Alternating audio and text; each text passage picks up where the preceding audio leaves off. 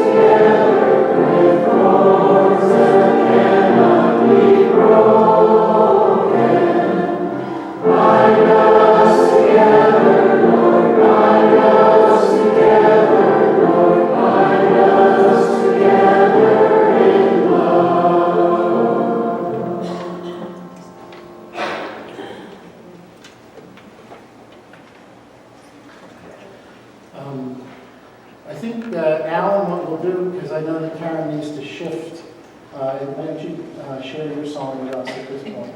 Thank you.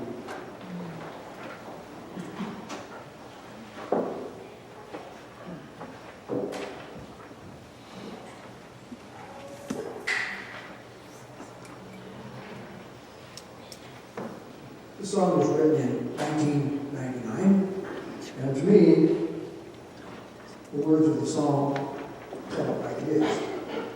And the song titled, Lord, I need you, I thank you, I love you.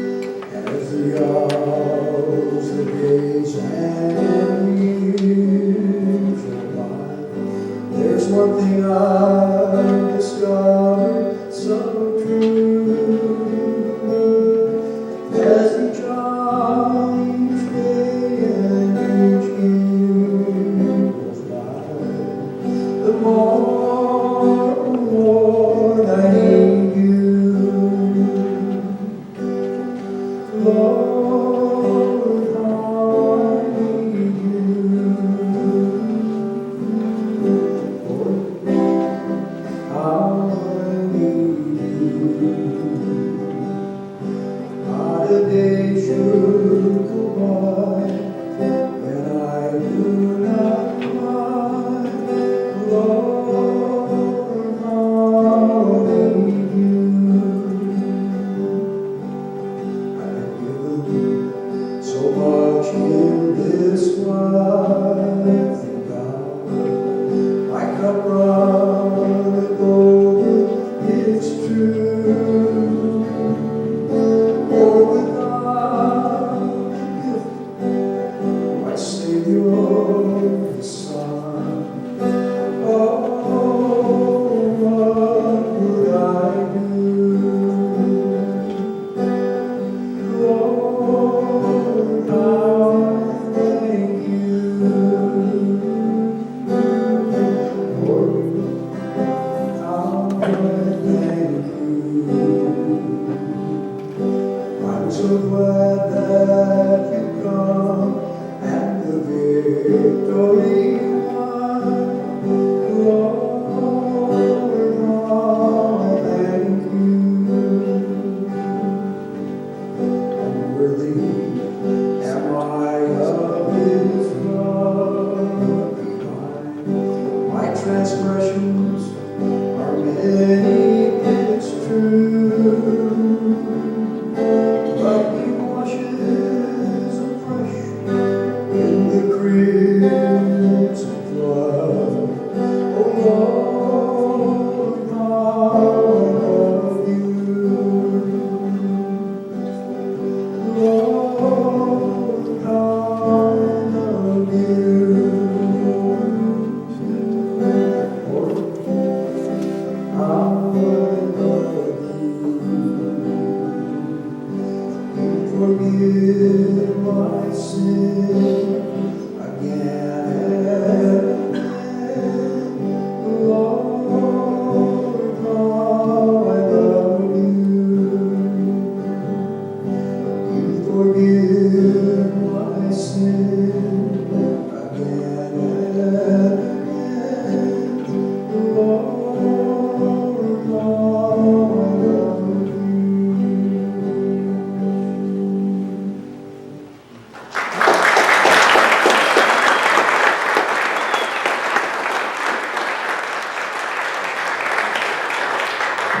Thank you, Alan. Thanksgiving for 150 years of blessings. You know, our mission statement that came out of the Healthy Church Initiative process, going from what was a mission statement that took up this much on the wall. You remember it, Art, out in the hallway up there. You can stand and read it and go take a walk across the church and what was that I just read? And you have to walk back and read it again, and you still couldn't remember it.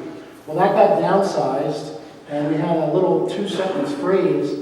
And I remember when the consultants were here for that weekend, they would ask people, so what's the mission statement of your church? And it was in the bulletin every week, and it was in the newsletter all the time, and not one person out of a group of 40 could remember what was the mission statement of the church.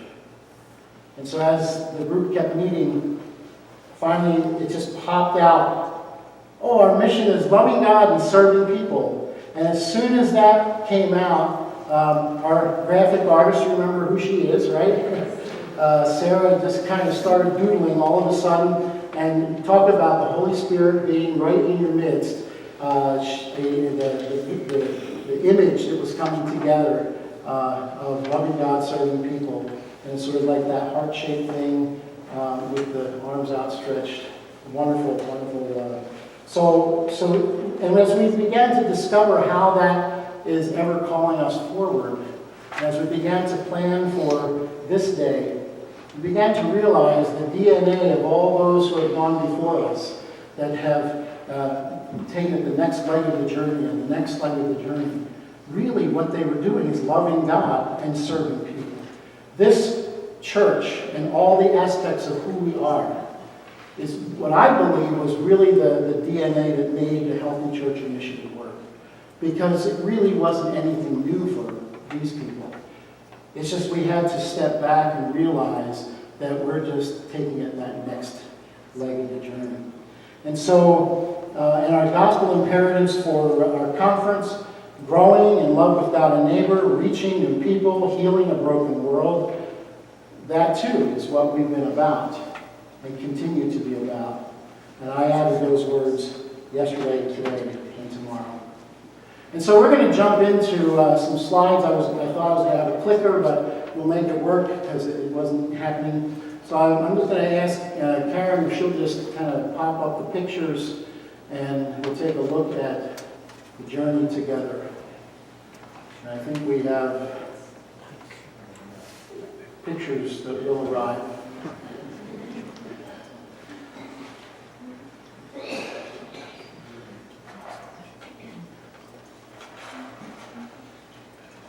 How many remember where that Dunbar church was? Glenn, you remember? Your folks were married in that church. How cool.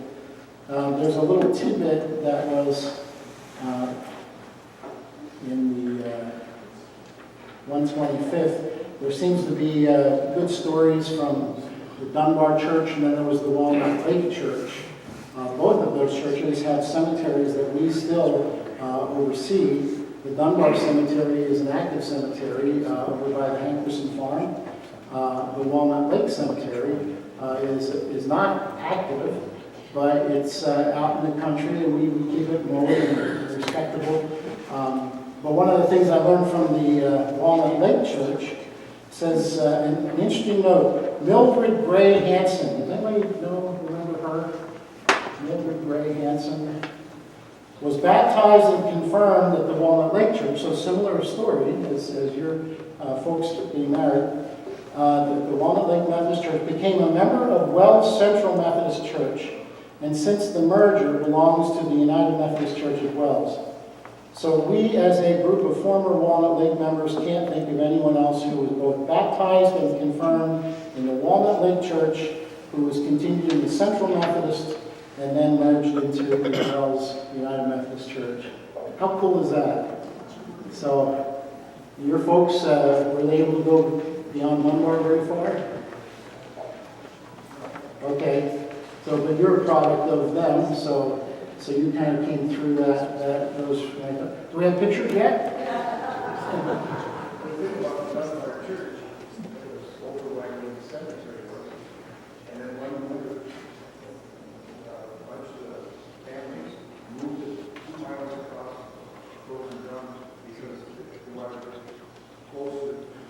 Oh, okay.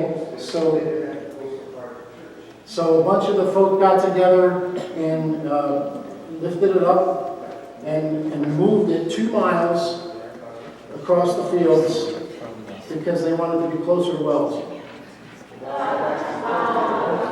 Oh, closer to the homestead places. Okay. But that's pretty cool. That's a pretty cool story. We should be over there. Let's take the church and put it over there. Good. So how's the pictures coming along? They're working at it.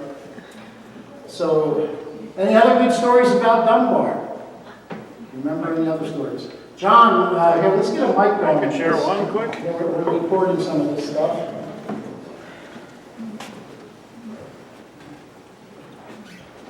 I was quite young when I went to the Dunbar church, and the only memories I have is when church was over, all us kids would hurry up and run out and we would play Andy I over the church. And I was so small, and he gave me the ball, I couldn't get it over, and all the bigger boys would get so mad at me.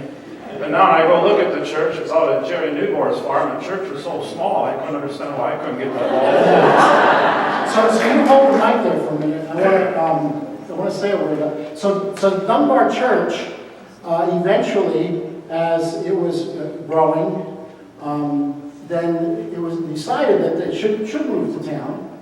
And so there was conversations that went on with the EUB church that was in town. That's the one over on the corner, a block over and 2 blocks up. And that's where the Assembly of God Church is currently. And so there was a decision to merge together. And so Dunbar came over to the EUB church and instantly outgrew the building. And so as a result of that they just began building plans for this building that we're in right now. I think that's so cool. But the story that I heard, John, and you'll have to correct me on this, but I heard that the youth group that you were part of, when you all came over to the EUB church in town, the youth from the country were more than the ones in town, and they all got kind of a little concerned about you guys were coming in to take them over. Is that true? Well, I didn't think so. I thought it was fun to come to town. Also, in the old church, we had our strict rules. The women sat on one side and the men on the other, and we couldn't sit with our dads. I had to sit with my mother until I got confirmed, and I was never confirmed, so I sat with my mom in that church. Oh, wow. Interesting. So, yes? I'm John's older brother, and what he's telling is true. The women sat on one side and the men sat on the other side, and I remember that. And it wasn't until Eddie Redmond got married, and he and his wife came to church that Sunday, and Eddie sat with his wife, and then the other members of the church thought, well, that wasn't a bad idea. And so then they switched. So the Redmonds were the rabble-rousers. All right, thank you for that. Well, we have some pictures. And here is a picture of the Dunbar Zion Evangelical Church. I'm going to sit down and talk from down here. And we can kind of walk through this. There it is, established in